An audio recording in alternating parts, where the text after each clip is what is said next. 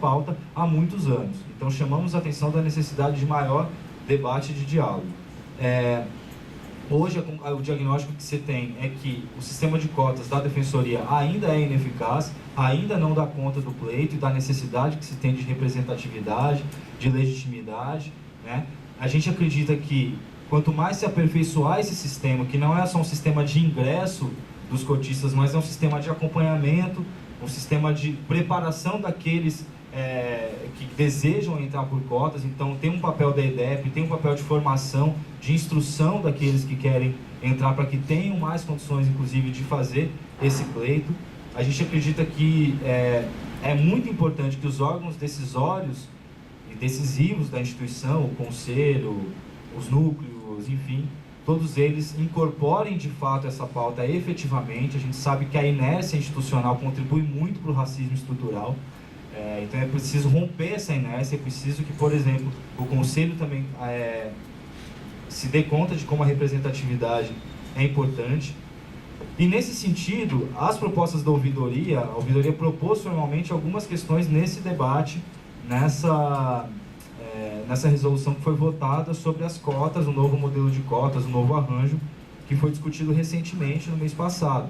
Então, propôs que se retirassem as notas mínimas para a lista de cotistas, propôs que se aumentasse o percentual de cotas de 20% para 30%, propôs que houvesse cotas também de 30% no Conselho Superior, né, que era importante que o Conselho Superior também tivesse essa representação, acompanhando as discussões que o NUDIR tem proposto, propôs que se ampliasse as funções da comissão, de verificação, de acompanhamento e tudo, e também esse acompanhamento, essa preparação, esse chamado a maior participação dos que desejam entrar por cotas na Defensoria. Então a gente só reforça aqui que a ouvidoria está aberta, é um parceiro nessa discussão. A questão das fraudes que está sendo colocada aqui, acho que é o principal objeto dessa discussão. A gente está fazendo aqui a sistematização das propostas, vai levar isso para a discussão na ouvidoria e também se coloca à disposição para poder ajudar, articulando com a sociedade, fazendo esse debate no interior. Aliás, era outro ponto que eu queria chamar a atenção, especialmente para os movimentos. A gente está com um programa que chama Ouvidoria Volante, que é levar a ouvidoria para todas as regiões do Estado para fazer os debates que são caros à instituição com relação ao acesso à justiça em todas essas regiões, porque às vezes o debate fica muito concentrado na capital, é muito importante que se mobilize em outras áreas também. Então, talvez levar esse debate através da participação do movimento em outras localidades pode ser importante. Então, era mais isso, deixar a ouvidoria à disposição, falar da importância dos movimentos e das representações ocuparem um momento aberto no Conselho Superior, estarem presentes nos espaços que são de debate, e a gente vai se manter completamente à disposição para receber as demandas, os documentos, as denúncias, as coisas que forem importantes para poder encaminhar ao lado do núcleo que está puxando e liderando tão bem essa discussão. Então, acho que o mais importante dessa audiência agora é ouvir todo mundo. Obrigado. Bom, antes de passar a palavra para o Wellington, que aqui representa a ONG Educafro, eu queria só dar alguns avisos, gente. Como vocês podem ver, a audiência está sendo filmada, e aí a gente precisa coletar, ao menos das pessoas que vierem aqui falar, um termo de autorização para uso da imagem, tá? Então, quem tiver concordância com isso, ao final da fala, a gente vai pedir para que quem for se manifestar venha aqui na frente, tá? O microfone está aqui. A Beth fará o controle do tempo, vai sinalizando para vocês, e aí ao final a gente pede que vocês peguem o termo ali com o nosso funcionário, esqueci seu nome, Daniel, e preencham esse termo com o Daniel. Acho que pode ser ao final de cada fala, né? A gente não sabe se todo mundo vai poder ficar até o final, então quem vier aqui na frente falar, aí já na sequência já preenche ali o termo com o Daniel para que a gente tenha autorização para o uso da imagem. Antes também de iniciar, eu queria só reforçar, de passar a palavra para o Educafro, queria registrar a presença por hora aqui na nossa audiência pública do Núcleo de Consciência Negra da USP, da Coordenação Geral da Educafro, da Pró-Reitoria de Extensão da Unesp, do IF de São Paulo, da Secretaria Municipal de Direitos Humanos, da COMPIR de Osasco, imagino, a Coordenação Municipal de Políticas de Igualdade Racial, Conselho Municipal de Políticas de Igualdade Racial de Osasco. A gente também tem representante aqui do Núcleo de Infância e Juventude da Defensoria Pública, também pessoas da FAMA, Uniesp, da Frente Procotas da Unicamp. Temos aqui a presença também de professor do Centro Paula Souza. Então, só para que fiquem registradas as presenças. Só na linha do que o Guilherme já falou, acho importante reforçar que o objeto dessa audiência específica é a política de cotas, né, nas universidades, escolas técnicas e faculdades tecnológicas, mas é claro que a questão das fraudes é uma problemática não só para esse universo, também para os concursos públicos. Acho importante essa fala do Guilherme, quando reforça todo o processo de discussão das cotas dentro da Defensoria Pública do Estado, também porque a gente não está tentando fazer a discussão só para fora, né? A gente está também fazendo o nosso dever de casa. A gente só teve até hoje um concurso público na Defensoria Pública do Estado que implementou, que foi realizado já na vigência da nossa política de cotas, que foi o 7º concurso de ingresso na carreira de defensor, e infelizmente nenhuma pessoa negra foi aprovada via política de cotas, né? Então, a partir desse gravíssimo diagnóstico, a gente acaba de fazer todo um processo de diálogo interno no sentido de aprimorar, né, essa política. Fizemos algumas modificações na nossa deliberação que ainda que não contemplaram totalmente nem a proposta do núcleo, nem as demandas da sociedade civil, mas acredito que foram avanços, e a gente convida a sociedade civil a continuar conosco nesse debate sobre a nossa política de ações afirmativas e a continuar conosco nesse processo de monitoramento dos resultados dessa política, né? Não existe ação afirmativa e não existe política pública sem monitoramento, né? E sem controle externo, né? A gente acredita ser fundamental esse controle externo quando a gente fala de ações afirmativas. Bom, então eu vou passar a palavra agora para o Wellington. Você pode se encaminhar para cá, Wellington, por gentileza.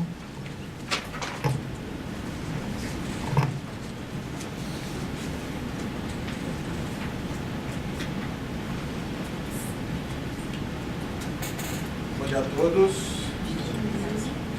Bom dia a todos. Meu nome é Wellington, sou representante da Educafro. Agradecer a presença de todos os movimentos, a todas as pessoas que estão aqui presentes, agradecer a doutora Isadora, doutor Vinícius, que sempre aí tem apoiado as demandas da população negra, também a ouvidoria da Defensoria Pública, que tem se mostrado bastante cooperativa em relação a essas demandas, né? Tem trabalhado aí intensamente para que a população consiga ser atendida. Agradecer a presença da doutora Fabiana, da DPU, né, que vem aí a somar esforços nessa luta, tanto pela melhoria do sistema de cotas ou de outras ações afirmativas ora implementadas, quanto pela fiscalização dessas medidas, né? Bom, primeiro eu vou compartilhar com vocês um pouco da história da Educafro em relação às lutas por cotas nas universidades, concursos públicos, né? Essa luta aí teve o seu primeiro fruto mais evidente na aprovação das cotas na UERJ, né? Há 10 anos atrás aí, as cotas na UERJ foram aprovadas com a luta intensa da militância da Educafro, né? Que conseguiu aí esse avanço que na época era inacreditável para muita gente, tá?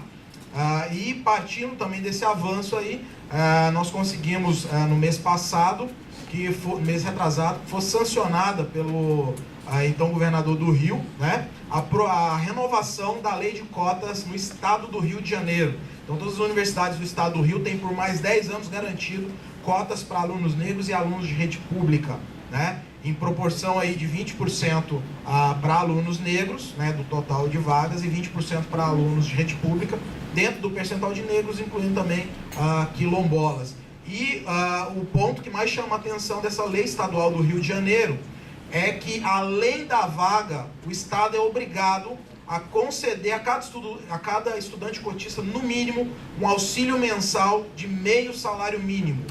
E esse auxílio mensal pode ser também, agrupado com bolsas de iniciação científica. Então não é só garantir o ingresso, mas garantir a permanência do estudante cotista na universidade, tá? Então foi uma grande vitória aí compartilhar com vocês aí, tá? Bom, agora vamos falar um pouquinho das cotas aqui em São Paulo, né? A Unesp tem sido grande parceira do movimento negro, atendendo várias demandas aí ao longo do tempo, né? Foi aí a primeira universidade paulista a adotar as cotas raciais efetivamente, a primeira a ter uma abertura aos movimentos negros para conseguir trabalhar tanto na implementação quanto na melhoria do sistema de cotas, né? Então, parabenizar aí o trabalho da Unesp que vem sendo feito, aceitando aí várias sugestões dos movimentos negros para melhoria realmente da efetividade da política pública. A Unicamp, né, tem se mostrado aí também bastante inclusiva, criando até um vestibular indígena, né, vestibular específico para os povos indígenas, e aceitando esse ano também o Enem como forma de inclusão em 20% das vagas, né? E temos a USP que no ano passado, como estava ficando para trás, né, resolveu adotar o sistema de cotas raciais e sociais dentro dos cursos de graduação. No entanto, essa adoção da USP, né, mostrou vários problemas em relação às fraudes cometidas, né? Dentro das denúncias que nós recebemos de fraude da USP, nós calculamos que cerca de 70% das vagas hoje ocupadas por supostos cotistas em cursos elitizados, como por exemplo medicina, engenharias, etc., 70% são fraudadas. É a estimativa que nós temos de fraude nos cursos mais concorridos da USP atualmente, tá? Isso porque não tem nenhum mecanismo de fiscalização, tá? Bom, também não podemos deixar aqui de evidenciar a FATEC e a ETEC, né? A FATEC e a ETEC, infelizmente, ainda não acordaram para a realidade e estão trabalhando com um sistema de bonificação, aquele mesmo sistema de bonificação que a USP insistiu em adotar por anos e descobriu, né, como um passe de mágica que o sistema não funcionava, né, e resolveu mudar, tá? Então, fica aí nossa orientação para que a FATEC e a ETEC também acordem, né, e comecem a rever o tipo de ação afirmativa adotada para que haja eficiência na inclusão da população negra. Não basta você ter uma ação afirmativa, você tem que tornar ela eficiente e provar que ela é eficiente, tá? Também vou citar aqui FAMEM e FAMERP, que são duas faculdades de medicina do interior, tá? As duas faculdades, elas destinam apenas, cada uma delas, na verdade uma deve ter copiado o edital da outra, 15% de vagas para alunos de rede pública, tá? Desses 15, né, do total, 5% são para PPIs e 10% para quem não é PPI, tá? Então, do total de vagas, só 5% para PPIs, tanto da FAMEMA quanto da FAMERP. Outro obstáculo que eu quero citar em relação à efetividade da inclusão por exemplo, FAMEM e FAMERP, né, a taxa de vestibular é R$ 165, tá? Eles não têm isenção de taxa de vestibular, é só redução, né? Por mais que a pessoa fale, mas vão ser só 80 e poucos reais de taxa, redução de 50%, 80 reais, né, na família de muita gente faz muita falta, tá? Então, é um mecanismo de exclusão que precisa ser superado, a questão de não haver isenção de taxa de inscrição em algumas universidades públicas ainda, até mesmo na ETEC. O cara fala, mas na ETEC tem a redução parcial, o cara vai pagar 15 reais. Gente, é uma instituição pública, quem é pobre não tem que pagar nada, tem que ser tudo de graça, tá? Bom, agora vamos retomar, então, vou retomar aqui a questão envolvendo fraudes, tá, no sistema de cotas.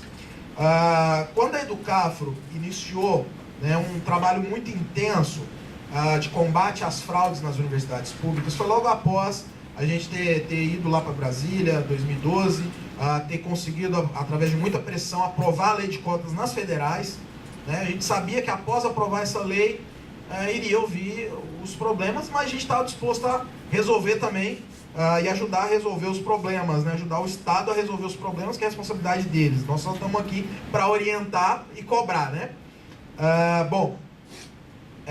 Em relação a isso, a gente fez um trabalho intenso na Federal de Pelotas, tá? Em que a gente conseguiu que fossem expulsos da universidade 27 alunos do curso, só no curso de medicina, 27 alunos fraudando cotas raciais.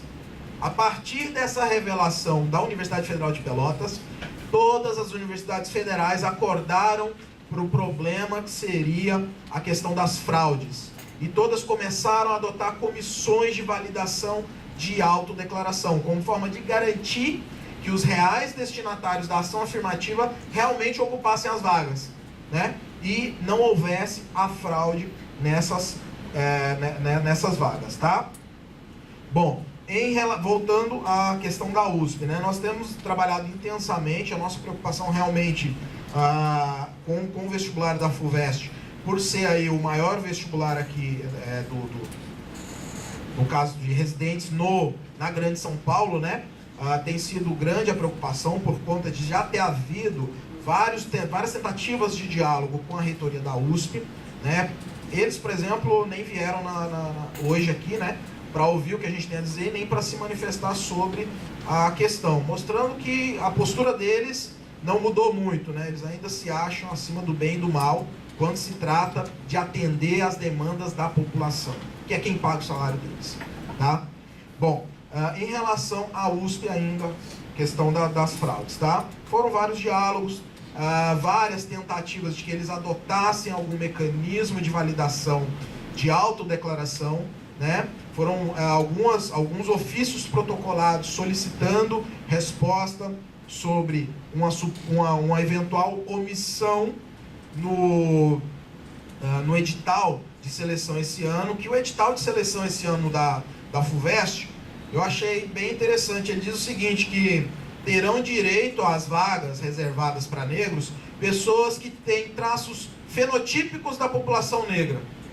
Mas ele não diz como que esses traços vão ser verificados, né? É uma coisa interessante no edital, tá? Inclusive, nós estamos trabalhando para verificar alguma possibilidade de algum outro tipo de ação dentro do próprio edital da FUVEST, para que eles realmente garantam que o negro, a pessoa negra que vai se inscrever, tenha esse direito, tá? De concorrer com os teus iguais, tá? Um exemplo muito bom de comissão de validação, que eu sempre cito, inclusive, comentei com o professor Juarez ali no começo, é o da Federal do Paraná. Eles fazem a comissão de validação antes da primeira fase do vestibular. Por que isso? Porque o fraudador, quando ele entra, ele passa pela primeira fase, ele já alterou a nota de corte. Ele já alterou. Então você tem uma nota de corte mais alta, que não deveria ser, e menos negros passam para a segunda fase efetivamente, tá? Chega na segunda fase, alterou novamente a nota de corte. Chegou depois na matrícula, ó, você não é negro, você não pode. E aquela vaga? Como é que faz? E aquela quantidade de negro ficou na primeira e segunda fase por conta dos fraudadores da primeira e segunda fase. Como é que a gente faz? Tá? Então, a outra sugestão que fica pra gente é que as universidades paulistas sigam o exemplo da Federal do Paraná, né? E façam a comissão de validação antes da realização da primeira fase do vestibular, como forma de realmente dar efetividade. É o que a gente está buscando aqui. A gente quer que tenha efetividade, não que seja mais uma ação afirmativa para inglês ver. Como é que você prova efetividade? Com números. As universidades paulistas, salvo algumas como Unesp ou Unicamp, não apresentam números de inclusão. Eles não apresentam porque eles não têm inclusão. A própria USP, os dados da FUVEST do último vestibular, confesso para vocês que eu não procurei no último mês, mas há um mês atrás não havia os dados socioeconômicos do último vestibular da FUVEST. Não sei se eles soltaram agora. Não havia. Ficou um tempo, a gente ficou procurando, pesquisando, solicitamos via protocolo na FUVEST e na própria USP, não recebemos esses dados. Então eles não disponibilizaram. Você sabe por que eles não disponibilizaram esses dados do último vestibular? Porque são os dados que mostram que não está funcionando.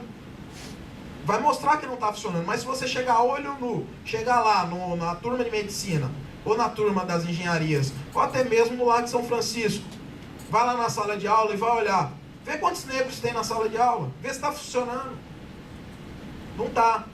Bom, é importante aí, como o Guilherme falou, a participação dos movimentos, a participação da comunidade de uma maneira geral nesses processos, tá? Porque só com a força da comunidade, só com a força da população que a gente vai conseguir manter o que a gente já tem, ampliar e melhorar, tá? Se não houver a participação da população, infelizmente nada vai andar, tá? Obrigado a todos e um ótimo dia.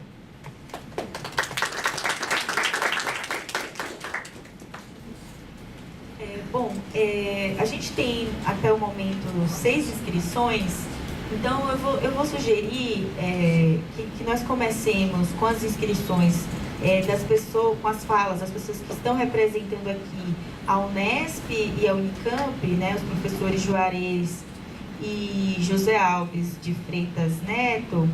Na sequência, eu sugiro que a gente passe a palavra para a professora Elisa Lucas, que também fará uma fala, né, trazendo a experiência da prefeitura, né, em relação à questão das comissões de verificação, e que na sequência a gente passe a palavra para os representantes do Núcleo de Consciência Negra da Unicamp e da USP aqui presentes. A plenária tem acordo com esse encaminhamento? Pode ser? Ok. Então, isso. Em relação aos representantes das entidades, pelo edital, a gente tem uma previsão de 10 minutos de fala, tá? Em relação aos representantes das universidades, em relação a representantes de instituições, pessoas jurídicas, são 5 minutos, e pessoas físicas, 3, tá? Eu acho que a gente pode, em relação aos representantes de núcleos, as pessoas que estão representando coletivos, núcleos estudantis, frentes procotas, fazer uma equiparação com os 5 minutos que a gente está deferindo para as pessoas jurídicas, tá? E aí os 3 minutos ficariam para manifestações individuais mesmo, tá ok? Então, eu gostaria de convidar, então, o professor Juarez Xavier, que aqui representa a Pró-Reitoria de Extensão da Unesp. Quem não quiser subir, pode também falar aqui na frente, vocês fiquem à vontade, por gentileza. Obrigado. Bem, bom dia. Bom dia, só fazendo uma saudação. Bom dia. Saudação à mesa e às pessoas convidadas presentes na atividade.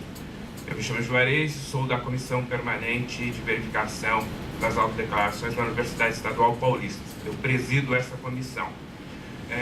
Tenho que inicialmente pontuar que o debate sobre a adoção das políticas de cotas na nossa universidade foi um debate bastante intenso e muito propositivo, tendo que a Unesp tem desde 2000 um núcleo negro Unesp para pesquisa e extensão, formado por professores e pesquisadores.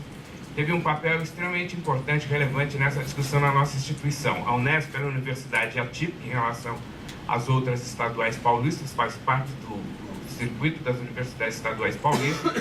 Ela está localizada em 24 cidades, são 34 unidades, e para nós, todos os nossos eventos e ações políticas de políticas públicas na universidade sempre traz uma carga excepcional de trabalho.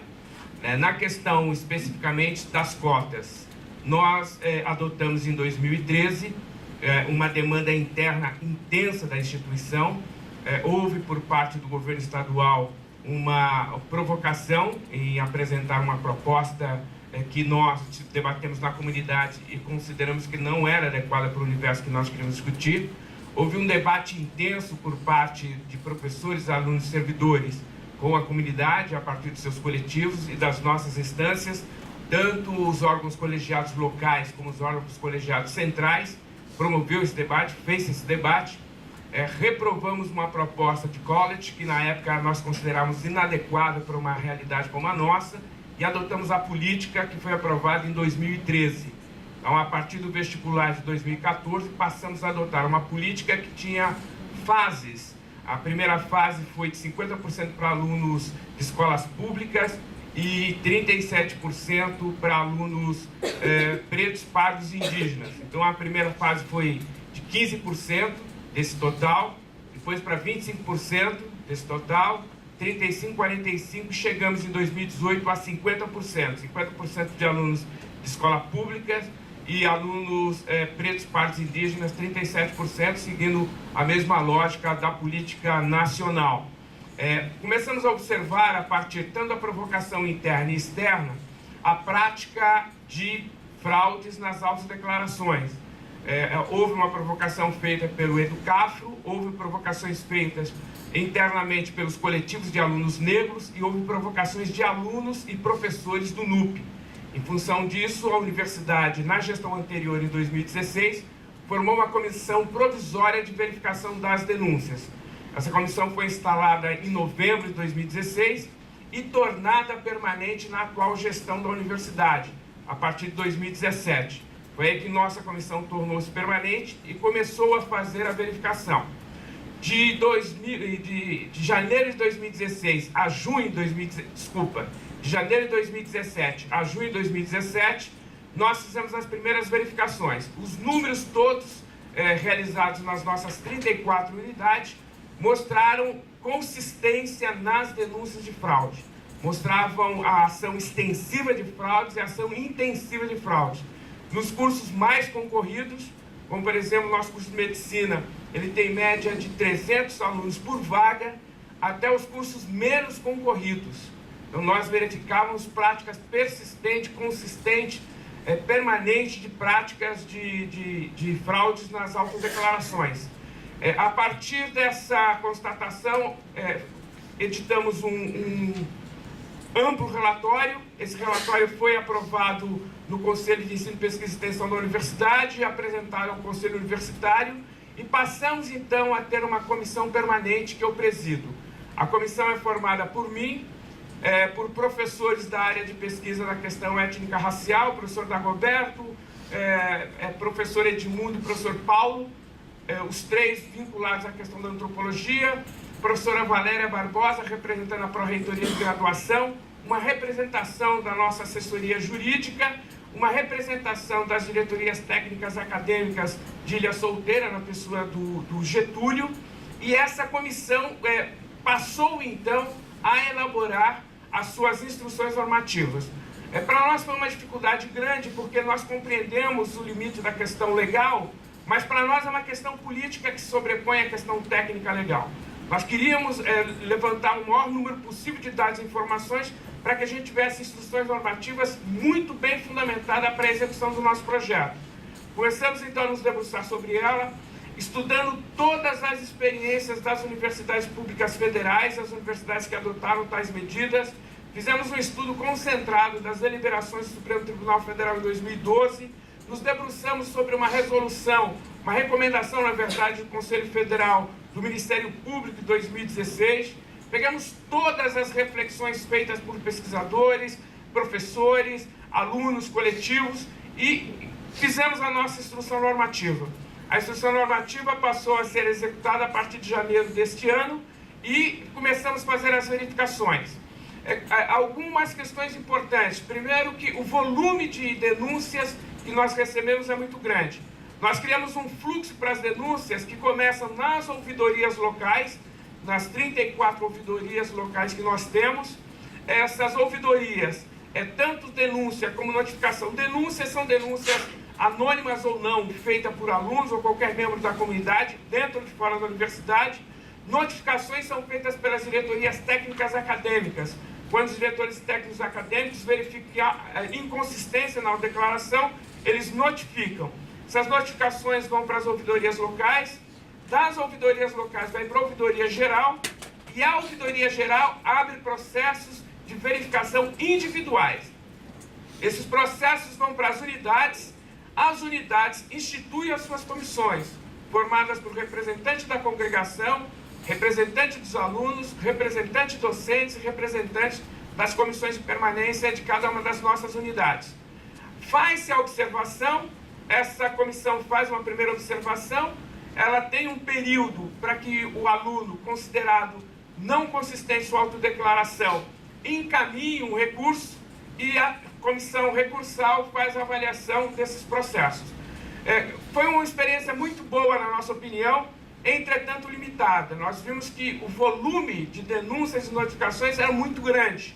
Como nós não tínhamos comissão de verificação anterior a 2016, nós temos como notificação e denúncia mais de 1000 casos. O processo que nós estamos fazendo ele é muito lento e acaba atingindo alunos que estão na fase final da sua formação.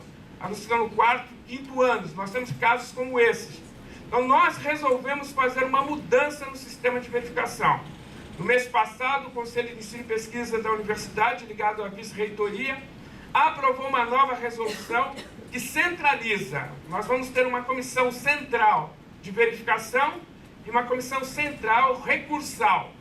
Nós acreditamos que isso vai dar maior velocidade ao processo de verificação e de instalação das comissões, verificação, abrindo possibilidade para recursos e criar um mecanismo mais ágil sem violar direitos, tanto os direitos dos denunciados como os daqueles que denunciaram, sem violar direitos. Esse é um objetivo central que nós temos apresentado. Mas nós acreditamos que é possível acelerar o processo, criar um mecanismo mais célere de processo. Começamos a fazer o levantamento e pretendemos começar a fazer os primeiros desligamentos a partir de novembro, agora desse ano. O objetivo da reitoria da universidade é aproveitar o mês da consciência negra, 130 anos da abolição, a responsabilidade que nós temos ao aderir ao Pacto de Direitos Humanos Universitário, a responsabilidade que nós temos em aderir à década do afrodescendente, começar a fazer os primeiros desligamentos. E nós estamos muito conscientes de que nós fizemos um processo de redundância, de verificação, de respeito, de contraditório, que nos dá muita segurança do que nós queremos fazer agora. Para nós é muito importante, estamos bastante convencidos de que nós fizemos um processo muito detalhado de verificação.